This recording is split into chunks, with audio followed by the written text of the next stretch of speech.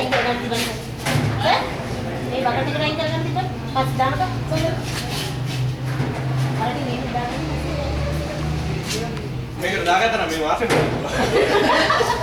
අපිට නේද? ඉස්කෝලේ ගන්නේ ඒක මේක ඇස්නේ කියන්න. ඔක පාන්නේ නේද? දැන් බිස්කට් ඕනේ. නේද? නේද? ඒක පොල් වලට දාන පොල්ලේ. ඒක ගන්නේ මාත්. මුත්‍රා කරනවා. එන්නකො. අපරාධ වලට ප්ලේට් එක.